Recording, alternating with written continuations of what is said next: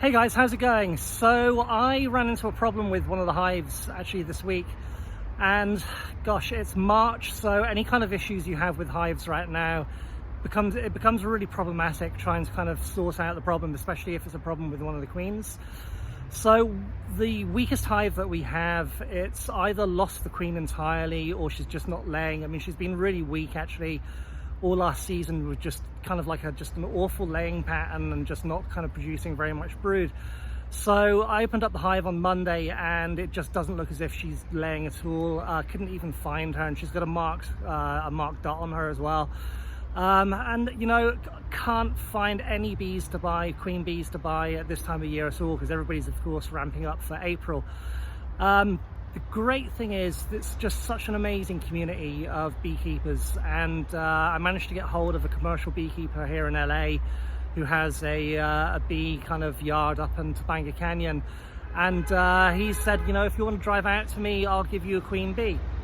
So that's exactly what I've done, and indeed I have, ta-da, a new queen, which I'm going to put into the hive, which I think has lost it. So part of this I'm not recommending at all to anybody, especially for a new beekeeper like myself. The only reason I'm doing this is I've kind of been through it before and I know what I'm doing now. So that problem is the queen bee that I have is of unknown genetic. So essentially that means she's likely to produce a very defensive or aggressive, however you want to kind of phrase it, brood, and really it's my only option for keeping this colony alive until April, which is when I can actually get a new queen with a known genetic. So what's going to happen is I'm going to put this queen into the hive, and I'm going to put a couple of frames of brood from the stronger hive in with it also, and then for the next 4 to 5 weeks this is the queen that's going to be laying the eggs, and in all likelihood the bees that come out of this particular queen are going to be angrier, defensive, more defensive, and probably not that pleasant to be around. But I'll be able to replace her in April. Sorry, I'll be able to replace her in April, and the hive will actually kind of revert back to its gentle kind of Italian genetic once the new queen is introduced. So this is just a stopgap, and again, I don't recommend it at all, just because you know, defensive hives are not that fun to work with at all. But I've been through it, I know what to expect, and it's only for a short time. So anyway, I am going to don my my veil and what have you, get the smoke going, and get into it. I'll show you how it's done. You know, I've posted videos before of putting a new queen in. It's pretty easy to do, and they should accept her, because I think they've been without a queen now for at least 10 days, so they should be kind of like, you know, ready and willing to accept a new queen. So anyway, here goes. If you like the video, subscribe, and please enjoy. All right, bye. So these brown kind of pieces here are the pollen patties, and pollen patties are great because especially this time of the year, it basically stimulates the bees to draw out the comb. So just before kind of like the bloom starts, you really want to kind of get the bees to kind of ramp up. So what I'm doing is I'm feeding them pollen patties, and I've also got a mixture of sugar water in here as well. So right now I'd say I have 1, 2, 3, 4, 5, like 5 frames full of bees. And again, I know that the queen isn't in here, but that also gives me hope that just by introducing this new queen, I will be able to save this hive. And then what I'll do is I'll draw some frames across from this hive into this one, and then you know, you just kind of like, the great thing about having kind of 2 hives or more is that you can really use each hive to kind of help another one that's not doing so well. And then again with this hive, I'm probably going to split it in probably like 5 or 6 weeks time, because this hive is going to go crazy, and I'm just going to buy a new queen and split it, and then put it into a new hive as well. So anyway, I'm going to open this one up and take a ganders. So they've tried to build a queen cell, which is difficult to see. I can kind of move a few of the bees away. So they've tried to build a queen cell right there, and you can kind of see it. It looks like almost like a cup that's on its side. There were no larvae in here whatsoever, so obviously all they can do is actually build the queen cell. They actually can't even create another queen because there's no larva for them to actually to create the queen. So what I'm going to do is I'm going to kind of pinch this queen cell like so, and then I'm going to put this back in, and then once the new queen is in there, that should kind of like stop the other bees trying to kind of create any more queen cells, because they should be happy with the new queen that's introduced.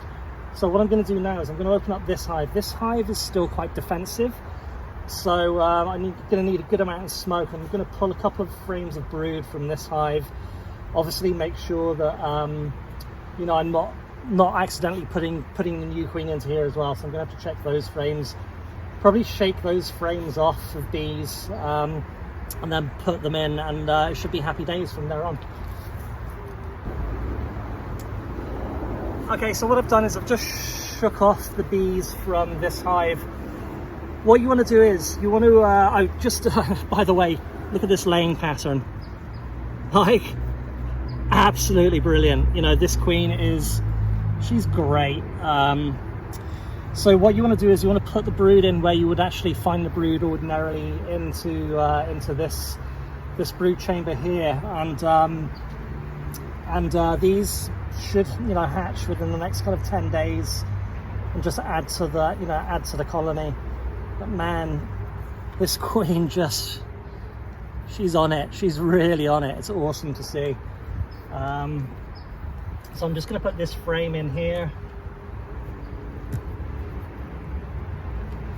And then what I'm going to do is I am going to put the queen in between these frames here. So, queen of unknown genetics.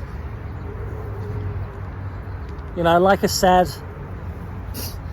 certainly not the you know, not what you should be doing, but for right now, to save this colony, you know, I'm prepared to do it because I've kind of worked with aggressive bees before. So she's in a box here.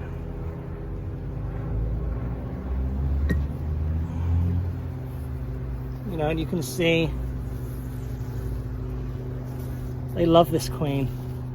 I'm hoping she's not massively angry. So anyway,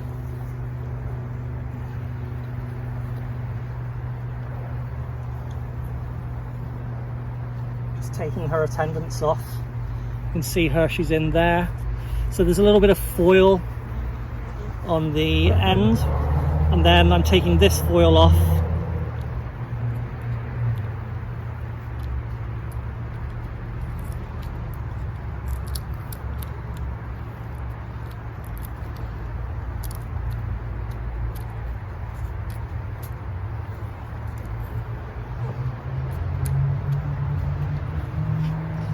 And then that reveals a sugar candy stopper, and then the bees will eat through this and release the queen into the colony. So it's a very straightforward process. I'm just going to take this frame here,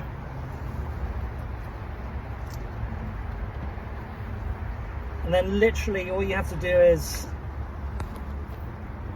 press the queen box into the frame.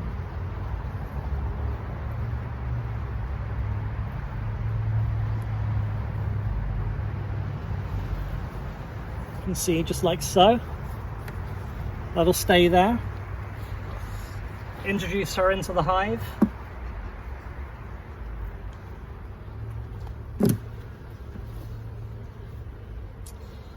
Shake out the ones from the jar that I have here already.